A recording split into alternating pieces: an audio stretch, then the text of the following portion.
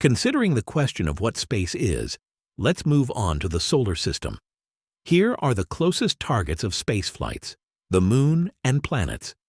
The space between the planets is filled with a very low-density plasma, which is carried by the solar wind. The nature of the interaction of the solar wind plasma with the planets depends on whether or not the planets have a magnetic field.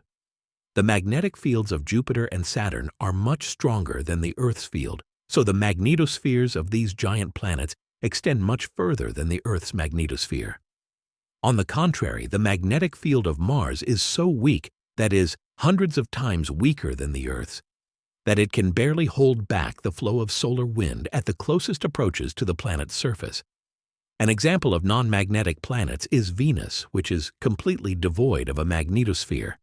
However, the interaction of the supersonic flow of solar wind plasma with the upper atmosphere of Venus in this case also leads to the formation of a shock wave.